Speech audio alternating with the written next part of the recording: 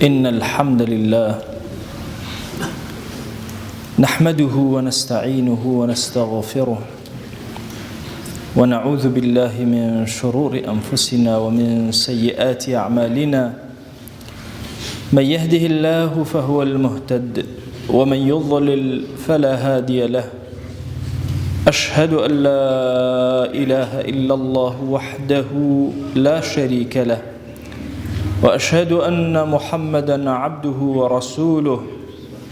يا أيها الناس اتقوا ربكم الذي خلقكم من نفس واحدة وخلق منها زوجها وبث منهما رجالا كثيرا ونساء واتقوا الله الذي تساءلون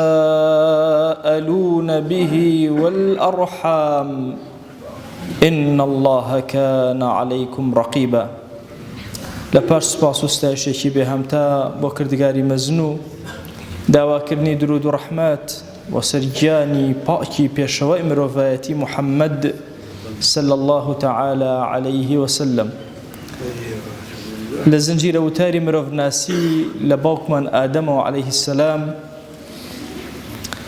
ئەمڕۆ یەکێ لە مەشهەدەکان لە خزمەتتانە باسەکەین. رب العالمين لقرآن توماري كردوا وقلنا يا آدم اسكن أنت وزوجك الجنة أي آدم خوتو خيزاند لنا وبهشتا بمنوا وكلا منها رغدا حيث شئتما لكواتان بيخوشة تشيتان بيخوشة بخون ولنا وبهشتا رغدا واتزور بتيري بريو ببي منع كردن حرشي أكنو أخون ولا كوا أمنا ولا بهشتا هم ملكي إيوي ومالي إيوي وبكاري بينن تنهى يكمنهي ولا تقرب هذه الشجرة يقدر لداركاني دياري كرت أم دار اللي نزيك نبنوا نيفرمو لي مخون فرمو لي نزيك مبنوا واتا هيش هنگاوه برو بيري منن لي مخون دسي لي مدن بوني مكان تامي مكان بهيش شوازك لي نزيك مكان وقد غكراوه الشيطان زوري بوهنان وبيها الخلسكاندن فأزلهما الشيطان عنها فأخرجهما مما كان فيه لنعمتك دري هنان خسناو الزحمة وناو جياني برد زحمتي دنيا جياني برد جمنايتي وقلنا اهبطوا بعضكم لبعض عدو هندك تنبو هندك ثرتان لجن وإنس يا لإنس وإنس يا لجن وجن أبنى دجمني يكثر. أما شهدك القرآن بيروزا دي قد أدي همو زمن كان وهمو أين كان بوشوازي هر همويان إيمي أمتي بيغمر صلى الله عليه وسلم حلال كان زور زورن كم يكن زور كمن أوانيك حرام لهمو أديانا كان أو هاي حرام زور كما حلال زور زورا. الأصل في الأشياء الإباحة قاعديك أصولية حرشي اشتي أصل لشتكانا أساسك ويك حلال به إلا تنشتكي كم نبيك نهي لكرا ومن هي كلا شريعة نهي لكرا وكدسي ببري. أقل لي رب رسالة لخوان بكين آدم عليه السلام لدارك نزيقبو لي خواردو خوا عقوبەی دا خۆی و حەوا هەردووک پێکەوە بە مشارەکە مشاوەرەیان کرد. شەیطان خەڵەتاندنی پێوتن ئەمە داری خولد و هەمیشەیی و مانەوەیە ئەمانە خەڵەتان پێ و دەستیان بۆ برد و خوا عقوبەیدان عقوبەی نزمی عقوبەی فڕێدانە سەرزەوی عقوبەی میحنەتی ژیانی دانێ. ئێمە ئەگەر دیقەتێکی خۆمان بدەین ئایا ئێمە لە هەمان ئەو دارەمان خواردووە یا لێمان نەخواردووە؟ جارێک گەنجێک پرسیارەوەی کردمەوەسا ئەگەر ئەو دارە گەنم بێت وەکو هەندێک لە مفەسرین وتوانە ئێمە بۆچی گەنم بخۆین؟ ئەو دارە لە ئومەتی پێغەمبەری خوا صلی الله عليه وسلم هەموو منهیاتێکی قەلبی و قەولی و ئەعمالی هەرچی کردەوەیەکی خراپی دڵی ئینسان هەیە هەمووی ئەو دارەیە نابێت لێ نزیک بیتەوە. هەرچی زمانیە دارەکەی نابێت لێ نزیک بیتەوە. هەرچیش بەکردەوە ئەکرێ هەر لە دارەکەی و نابێت لێ نزیک بیتەوە. ئەوەی کە نەهی لێکراوە لە شەریعەتە هەموو لەو دارەیە. بۆیە لەوە چێ ئێمە بڵێن ئادەم عەلەیهی سەلام لە دارێکی خوارد بەڵام ئێمە لە باخێکی گەورەمان خوارد لە بستانێکی گەورە لە سەدان دار دەستمان بۆ برد هەزار جار خۆمان تووشی حەرام کرد بۆیە کە دیقەتی وشەی تەقرەبوو و تەقرەبا ئەدەی لە قورئانە نزیکەی 40 جار وشەی قورب لە قورئانە هاتووە هەنێک لەو وشانە باسی ئەوەکە نزیک مەکەوەرەوە بە نمونە ڕەب العالەمین پێمان ئەڵێ ئافرەتێکەوە لە عادە و عیددایە لێی نزیک مەکەرەوە ولا تقربوهن حتى يطهرن حتى وەکو پاک ئەبێتەوە لێی نزیک مەبەرەوە سەرجەیی لەگەڵا مەکە لا تقربوا الصلاة وأنتم سكارى کاتێکەوە سەرخۆشن بێئاگان لە نوێژەکانتان نزیک مەکەونەوە لا تقربوا الفواحش ما ظهر منها وما بطن نزیکی خراپەکارەکان مەکەونەوە ئەوەی کە ئاشکرایە ئەوەی پەنهانە ئەوەی لە دەرەوەی بە ئاشکرا ئەوەی بە نهێنی ئەکرێ ئەوەی لە ناخی ئینسانە ئەوەی لە دەرەوە کردەوەی ئینسانایە نزیکی مەکەونەوە لا تقربوا مال اليتيم لە ماڵی هەتی و نزیک مەکەونەوە ولا تقربوا الزنا لە زینا نزیک مەکەونەوە چۆن بە ئادەم و حاوت لا تقرب هذه الشجرة یەک دنیا تەقرەبوش بە ئێمە وتراوە لا تەقرەبوو کە نزیک مەکەونەوە هوشیار بن هەر یەکێک لە ئێمە کە مێژووی حیاتی خۆی سیر کاتەوە یەک کۆمەڵەم دارانە ئەبینێ کە خوا نەهی لێ کردو ئەمیش دەستی بۆ بردو لێی نزیک بوتم هەر یەکێک لەمانە کە لێی نزیک ئەبیتەوە بەڵایانێکی زۆر گەورە توشت ئەبێ نزمی توش ئەبێ نعمەتی زۆر گەورە لەدەست ئەدەی بۆیە ئومەتی پێغەمبەر صلی الله عليه وسلم ئەبێ زۆر هوشیار بێ کاتێ ڕەب العالەمین پێت ئەڵێ نزیک مەکەوەرەوە لێی بۆ پێت ناڵێ مەیکە ئەو شتە ئەڵێ نزیکیش مەکەوەرەوە یعنی بە تام بە بۆن بە ڕەنگ بە هیچ شێوازێ هەنگاوێ بەرەو پیری منێ بەرەو خەسارەتمەندی ئەڕۆی لە ڕوایەتێکە هاتووە ئادەم و حەوا یەکەمین جار کە ویستیان ئەم دارە بخۆن یەکسەر نەچوون خواردیان کەمە کەمە لێی نزیک بوونەوە هەر جارەی کەمێک دارەکە زیاتر سەرنجی ڕائکێشان شەیطان زیاتر فریوی ئەدان مشۆرەتی خۆیان زیاتر گەیشتنە قەناعەتی ئەوەی کە دەست بۆ ئەم دارە بەرن پێیان وا بوو ئەبنە مەلائیکە ئەبنە فریشتەیەکی زۆر پاک و نەزیه ئیتر هەتا ئەمێننەوە نەیانزانی ئەبێتە بەڵاو مصیبەتێکی زۆر گەورە بچووکیان ئەکاتە ئینسان هەمیشە لە بەردەم چێژەکانیان لاوازە ئەمە سوورێکی ژیانی ئینسانەکانە لە بەردەم گوناهەکانە لاوازین ئێمە لایەک شەیطان فریومان ئەدا نەفسی خۆمان ئەشنێ بۆ گوناهەکان شەیاطینی ئینس و جین بە ئیعلام و دار و بەردەوە گوناه لە پێشاوە شیرین ئەکەن تۆی ئیمانداری لەناو ئەم جەنگە ئەبێ زۆر ئازابی ئەبێ زۆر دەست و پل و تند بی ئێمە زۆر کە لە دینداریمانە زۆر شل و شێوە و لە دنیامانە زۆر تند و تۆڵ لە کاتێکا بێ بە عەکسەوە ئێمە لە دینداریمانە لەو پەڕی تون و تۆڵی و گورج و گۆڵیا بین ئەوە ئادەم عەلەیهی سەلام لەناو بەهەشتا جەماڵی بەهەشت و جوانی بەهەشت و پیرۆزی بەهەشت لە گوناهی دوور ناخاتەوە تەسەووڕ کە ئێمە ئەگەر بمانەوە لەناو زەلکاوی گوناهە لە گوناه دوورکەوینەوە چۆن دوورەکەوینەوە هەر یەکێک لە ئێمە بێنێتە پێشاوی خۆی چاوەکانی خۆی بنووقێنە چەند دار هەیە کە ڕەب العالەمین پێی وتووی نزیکی نەکەی و نزیکی کەوتی چەندێکیان دەست بۆ برد و لێت خوارد چەندێکیان مایە ئەوە بچووک بیتەوە بەڵام ڕەب العالەمین سەتری کردی عەفوی کردی مەجالی دایتێ نەفەسی دایتێ بۆیە ئێمە ئیماندار ئەبێ واقعیانە مامەڵەکەین لەگەڵ خۆمانە ئێمە لە باوکمان ئادەمەوە عەلەیهی سەلام حتا ئەمڕۆ هەموومان تووشی گوناه ئەبین تووشی هەڵا ئەبین تووشی کەم و کوڕی ئەبین بەڵام خوای گەورە دەرگای زۆری بۆ ئێمە کردوتەوە ئەگەر ئینسان ئەهلی بەرماڵ و نوێژ بێ ئەهلی قبلە و جەماعەت بێ مهما کان بکەوێتە ناو گوناهەکانەوە ئەگەری قوتاربوونی هەیە ئەگەری ڕزگاربوونی هەیە ممکنە دەست بگرێ بە یەکێ لە نوێژەکانەوە خوا قوتاری کە یەکێ لە ذیکرەکان فریاد کەوێ بۆیە ئیمامی غەزالیە فەرمێ سەرم سوڕ ئەمە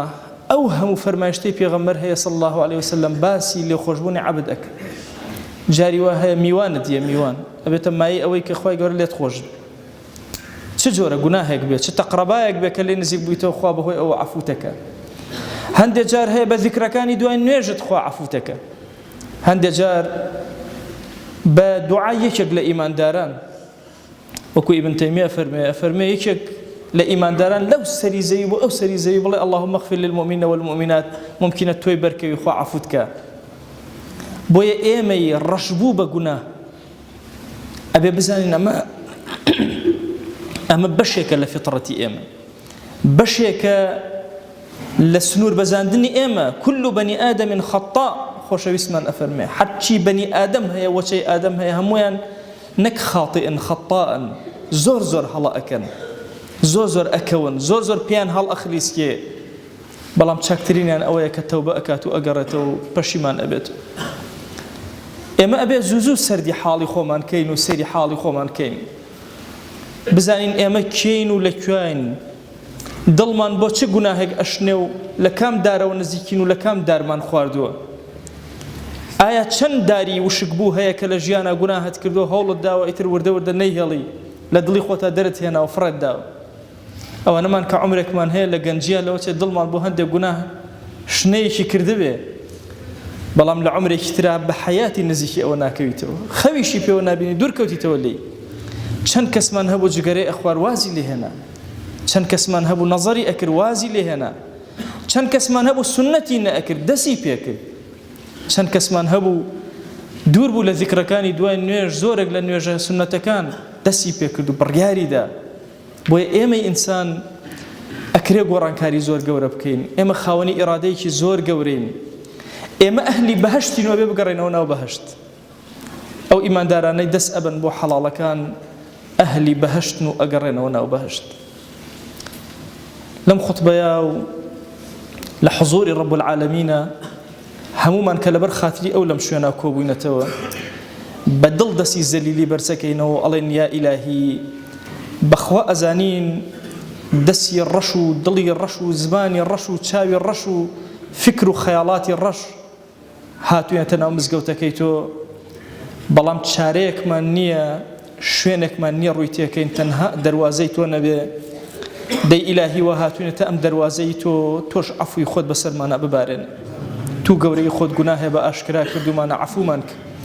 گوناهێ بە پەنهان کردومانە عەفومان کە، گوناهێ ئەیکەین یا ئیلاهی خەریکی مجاهدین لەگەڵ نەفسی خۆمانە خۆمان پێ عیلاج ناکرێت، تۆ عیلاجمان کە، تۆ دەرومان لێکەرەوە یا ڕەب العالەمین، تۆ بەزەی بەسەرمانە ببارێنە یا ئەکرەم الئەکرەمین. خوای گیان داوات لێ ئەکەین بە ناوی جوانت بە سیفەتی بەرزە بە ئیسمی عەظەمت، گوناهێکە لەمەوە پێش کردومانە عەفومان کە، گوناهێ لەمەوە دوا ئەیکەین و فریای تەوبە ناکەوین و ئەمرین خوایە تۆ عەفومان کە. ئیلاهی بەخوا خەجاڵەتین هەر کاتێک کە باسی گوناهەکانمان ئەکەین، ئەزانین ڕوڕەش بووین، بەڵام بەخوا خوای گیان قەتا و قەد نەبووە ئێمە گوناهانە بکەین عیناتکەین لەگەڵ تۆیە. ئەوە نەفسمان زاڵ بوو بەسەرمانە، ئەوە خەجاڵەتیمان کێشا لە حوزورتا. یا ئیلاهی شەیطان زۆری بۆ هێناین، نەفسی بەدمان پاڵی پێوە ناین، وهانامان هێناوە بۆ لای تۆ یا ئیلاهی عەفومان کە، ئیلاهی بەزەیی بەسەرمانە ببارێنە. ئیلاهی داوات لێ ئەکەین بە ڕەحمەت و بەزەی خۆت هەموو هاونیشتیمانیان و دۆستانی ئێمە خوا لە هەموو گوناهیان ببورە، لە ئومەتی پێغەمبەر صلی الله علیه وسلم ببورە. ئیلاهی لێت ئەپاڕێنەوە، لێت ئەلاڵێنەوە، ئەگەر گوناهمان کرد دەرگای تەوبەمان لێدا مەخ، ئەگەر سەرپێچی تۆمان کرد یا ئیلاهی ڕێگەی بەرماڵمان لێون مەکە. ئیلاهی ئەگەر خەجاڵەت بووین و شەرمەندەی بەردەم دیوانی تۆ بووین، تو گەورەی خۆت خوایە لە نوێژەکانمان دوور مەخەرەوە، چێژی نوێژەکان زیاتر کە بۆمان یا ڕەب العالەمین. ئیلاهی ئەزانین زۆر عقوبەمان خواردووە لەسەر ئەوەی دوورین لە تۆ، لە نوێژەکانمانە زۆرێک لە چێژەکانمان لێ وەرگیرایەوە، هانا بۆ لای تۆ ئەهێنین چێژەکانمان پێ عەتاکەرەوە. ئیلاهی بمان گێڕە لەو عەبدانەی کە تۆ لێیان ڕازی ئەبی، بمان گێڕە لەو عەبدانەی کە تۆ گرفتەکانیان بۆ چارەسەر ئەکەی. بەخوا پەروەردگارە ژیان و حاڵمان پڕە لە گرفت، هانامان بۆ لای تۆ هێناوە، یا ئیلاهی گرفتەکانمان چارەسەر کە، یا ئیلاهی گرفتەکانمان چارەسەر کە، یا ئیلاهی بەزەیەکی زۆر گەورەی خۆت بەسەرمانە ببارێنە، عەفو و عافیەتی خۆت بەسەرمانە ببارێنە. ئیلاهی ئەم عەبدانە ڕویان کردوتە ئەم ماڵەی تۆ، بەخوا پەروەردگارە ئەمانە سوژدە نابن تەنها لە حوزوری تۆیان نەبێ، ئەمانە سەری بەرزیان نەوی ناکەن تەنها لە حوزوری تۆیان نەبێ. دەیا ئیلاهی هەر دوعایەکیان هەیە گیرای بکە، ادعوا الله وأنتم موقنون بالإجابة. الحمد لله رب العالمين، والصلاة والسلام على خير خلق الله محمد وعلى آله وأصحابه الكرام وتابعيهم بإحسان إلى يوم الدين. أوصيكم عباد الله ونفسي قبلكم بتقوى الله وكثرة مخافته،